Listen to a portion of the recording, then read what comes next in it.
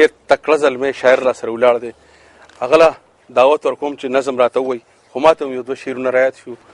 ډېر په حیرانۍ اسمان ته وګورم، زه چې خپل ښایسته جانان ته وګورم، خدایه مسافر لالی به څنګه وي، خدایه مسافر لالی به څنګه وي، سر کړمه بهر باران ته وګورم. ډېر تکړه زلمی شاعر انور زیب را سره ولاړ دی. ده له دعوت ورکوم چې دی راته خپل نظم ووایي.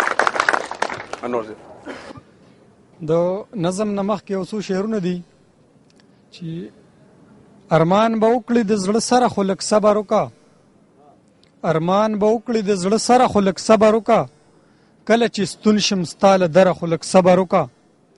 او لا خو وړی د الفت له زوره نه خبر، لا خو وړی د الفت له زوره نه خبر، ستوري به شمارې تر سهره خو لږ صبر وکړه. پیرنګه لا خو پښتانه د ځانه نه دي اوزګار، پیرنګه لا خو پښتانه د ځانه نه دي اوزګار، خوب به دې ورک شي له خطره خو لږ صبر وکړه. ډېر ښه. او شپې پرې د هجر لا په ویښه سبا شوي نه دي، شپې پرې د هجر لا په ویښه سبا شوي نه دي، هغه به وجاړي انواره خو لږ صبر وکړه. ډېر ښه. دا یو نظم دی.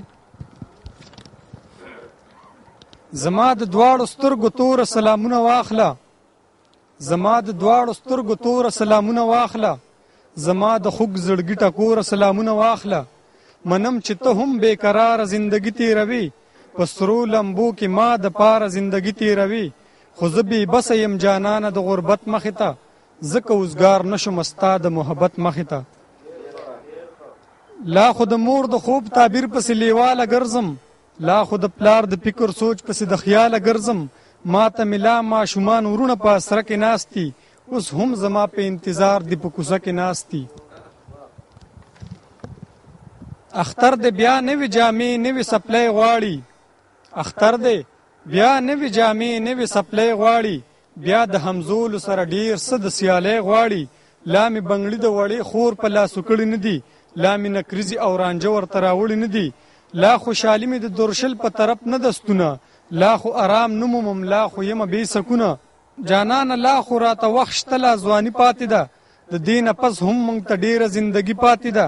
ستا د اوربل د ګل کیسه رانه لا هیره نه ده، هغه یو لوز هغه واده رانه لا هیره نه ده.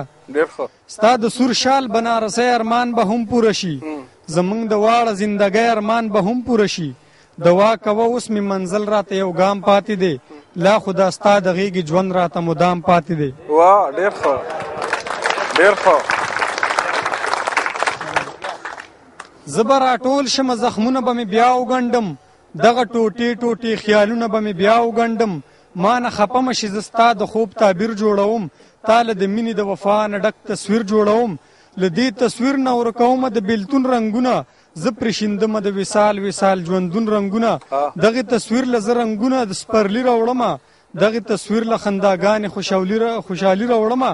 خو لا مې نیمګړی د زما د ارمانونو تصویر، لا خو بتت وي ګرانې ستا د دې خوبونو تصویر.